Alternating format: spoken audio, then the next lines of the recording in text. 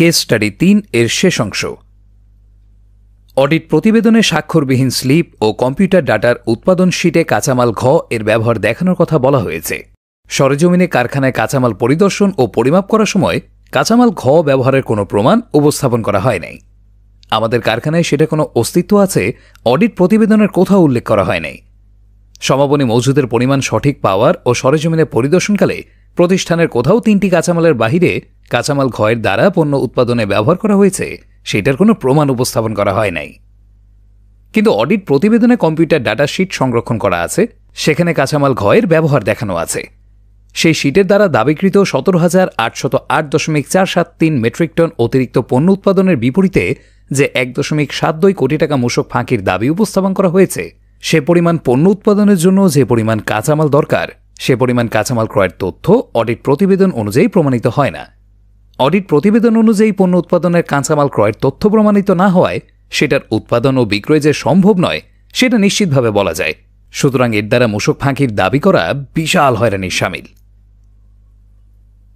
আপনার সদয় অবগতির জন্য জানানো যাচ্ছে যে আমাদের মিলে যন্ত্রপাতিসমূহ ভারত থেকে আমদানিকৃত ও অধিক পুরাতন হওয়ায় অধিকাংশ সময় মেরামত সংক্রান্ত কাজে বন্ধ থাকে।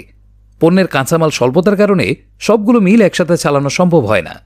প্রতিটা মিল আলাদা আলাদাভাবে চালু করতে হয়, বিধায় অধিক হারে বিদ্যুৎ খরচ হয়ে থাকে। একটা বন্ধ মিল চালু করতে যে পরিমাণ বিদ্যুতের ব্যবহার হয় সেটা চালু অবস্থায় ২ ঘন্টা সময়কাল পর্যন্ত পণ্য উৎপাদনে ব্যয় হয় না। আমাদের মূসক একে দাখিলের সময় মূল্য সংযোজন ছিল ৩৬ টাকা।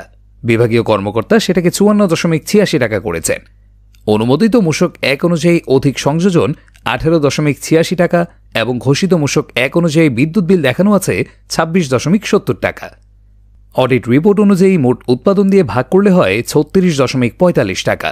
অনুমোদিত মূসক একে যে ১৮.৮৬ টাকা বৃদ্ধি করে যে মূল্য অনুমোদন দেওয়া হয়েছে সেইটার সাথে সমন্বয়যোগ্য, আর শুধুমাত্র বিদ্যুৎ বিলের ব্যবহার দিয়ে পণ্য উৎপাদন করা যায় না। মূসক আইন অনুযায়ী বেশি মূল্যের উপকরণ ঘোষণা দিয়ে কম মূল্যের উপকরণ ব্যবহার যদি অধিক মূল্যের উপকরণের উপর পরিশোধিত মূসক ফাঁকির দাবি হবে। উক্ত কাঁচামাল কম ব্যবহার করা উপকরণের উপর যে পরিমাণ মূসক অধিক প্রদান করা হয়েছে, অডিট প্রতিবেদনে সেটাকে পণ্যের ব্যাগে রূপান্তরিত করতে যে অভিনব পদ্ধতি ব্যবহার করা হয়েছে সেটা ভ্যাট অডিট ব্যবস্থাকে হাস্যকর অবস্থানে নিয়ে এসেছেন। ওনাদের ধারণা নেই যে শুধু কাঁচামাল ক দিয়ে পণ্য তৈরি হয় না, এবং শুধুমাত্র একটা উপকরণ বিবেচনায় নেওয়ার কারণে সেটা আর ৫০ কেজি ওজনের ফিনিশ পণ্যের ব্যাগ রইল না, সেটা হয়ে গেল ৩৩.৫০ কেজি ওজনের কাঁচামাল কয়ের ব্যাগ। পণ্য উৎপাদনকারী প্রতিষ্ঠান হিসেবে অবশ্যই গুণগত মানের পণ্য উৎপাদন করতে রেশিও অনুযায়ী সকল উপকরণের ব্যবহার করে ৫০ কেজি ওজনের এক ব্যাগ ফিনিশ পণ্য তৈরি করতে মূসক একে ঘোষণা অনুযায়ী প্রতিটি উপকরণের ব্যবহার করা হয়ে থাকে। দাবিনামা অনুযায়ী অন্য উপকরণের পরিমাণ সঠিক আছে বলা হয়েছে। উক্ত রেয়াত নেয়ার ফাঁকির দাবিনামা জারি করতে অব্যবহৃত কাঁচামাল শুধুমাত্র ওই আনুপাতিক ব্যবহার করে ৫০ কেজি ওজনের ফিনিশ পণ্য ব্যাগের অনুমোদিত মূল্যের উপর ১৫% হারে ৪৯.১৭ লক্ষ টাকা অধিক রেয়াত গ্রহণের দ্বারা ফাঁকির অভিযোগের কোনো প্রকার গাণিতিক শুদ্ধতা আছে কিনা উহা মহোদয়ের বিবেচনা ও প্রত্যাহারযোগ্য। এছাড়াও অডিট প্রতিবেদনে এমন কোনো বিল ভাউচার উপস্থাপন করতে পারেন নাই যাতে করে প্রমাণ করা যায় যে কোনো প্রতিষ্ঠানের নিকট থেকে কাঁচামাল ক্রয় করেছি কিন্তু রেজিস্টারে এন্ট্রি দেওয়া হয় নাই। একটা উৎপাদনকারী প্রতিষ্ঠান হিসেবে অডিটরগণের অধিক বিক্রয় দেখিয়ে মূসক দাবি করার সাথে সাথে উক্ত অধিক উৎপাদনে ব্যবহার করা কাঁচামালের ক্রয় সংক্রান্ত তথ্য উপস্থাপন করা। ভ্যাট সিস্টেম একটা পূর্ণাঙ্গ হিসাব ব্যবস্থা, যাহা ডাবল এন্ট্রি সিস্টেম যদি সেটার একটা দিক বিবেচনা নিয়ে দাবিনামা জারি করা আইএএস ও বিএএস আইনের পরিপন্থী, কারণ অধিক বিক্রয় করতে হলে অধিক কাঁচামাল ক্রয় বা সামান্যতম হলেও ক্রয়ের লিঙ্ক থাকা তথ্য প্রমাণ উপস্থাপন করা জরুরি। শুরু থেকে শেষ পর্যন্ত মূসক আইন ১৯৯১-এর কোনো বিধিবিধান মেনে অডিট কার্যক্রম চালানো হয় নাই।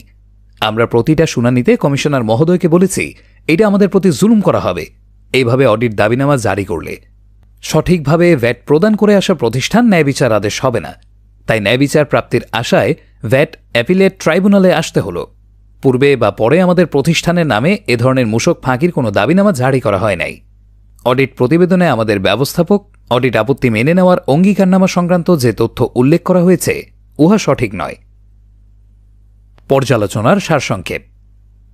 উপরোক্ত দাবিনামার বিষয়গুলি পর্যালোচনা করলে দেখা যায় যে 0.80 মেট্রিক টন কাঁচামাল গ বেশি ব্যবহার দেখিয়ে 440 ব্যাগ পণ্য উৎপাদনের উপর মূসক ফাঁকির দাবি ২১,২৫২ টাকা। 11.50 কেজি কাঁচামাল ক কম ব্যবহার করায় 1.01 লক্ষ ব্যাগ পণ্য বেশি উৎপাদন করায় 49.17 লক্ষ টাকা মূসক ফাঁকির দাবি।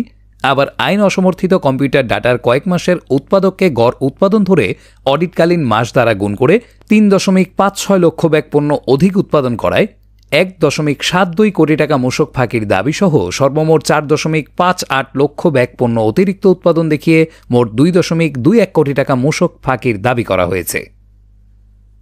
উক্ত সময়ে আমাদের প্রকৃত উৎপাদন ও বিক্রয় ছিল 2.97 লক্ষ ব্যাগ পণ্য, যাহা উৎপাদনে ব্যবহৃত কাঁচামাল ক্রয়, মূসক 1 অনুযায়ী উপকরণের ব্যবহার এবং সেই অনুযায়ী রেয়াত গ্রহণ মূসক আইন অনুযায়ী সংরক্ষিত দলিলাদি দ্বারা সঠিক আছে বলে অডিট প্রতিবেদনে উল্লেখ করা হয়েছে।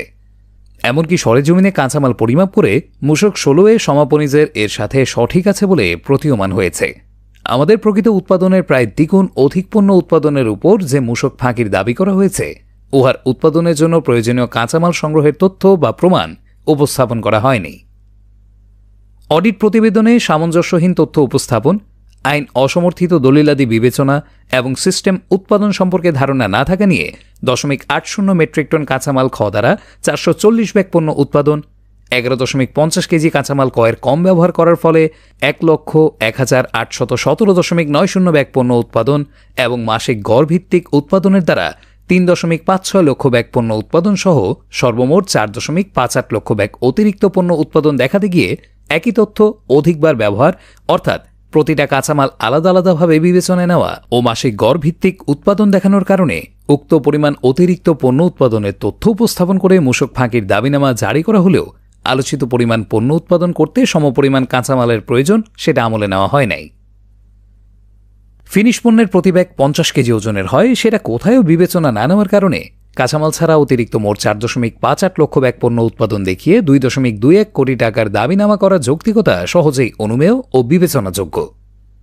অতএব উপরোক্ত বিষয়াদি বিবেচনায় নিয়ে অযৌক্তিক দাবিনামাটি ন্যায় বিচারের স্বার্থে প্রত্যাহার করে সহজভাবে আমাদের ব্যবসায় পরিচালনা করতে পারলে সরকারের আরও অধিক পরিমাণ রাজস্ব বৃদ্ধি পাবে। সেই সাথে এই করোনা মহামারীকালীন সময়ে প্রায় 300 পরিবারের আয়ের নিশ্চয়তা বিধানের স্বার্থে অন্যায্য মূসক দাবিনামাটি প্রত্যাহার ও বিচার কার্য চলাকালীন সময়ে দাবিনামা সংক্রান্ত কার্যক্রয় স্থগিত আদেশ প্রদান করিতে জনাবের মর্জি হয়। অপেক্ষায় থাকুন আমাদের পরবর্তী মূল্যবান উপস্থাপনের জন্য। ধন্যবাদ।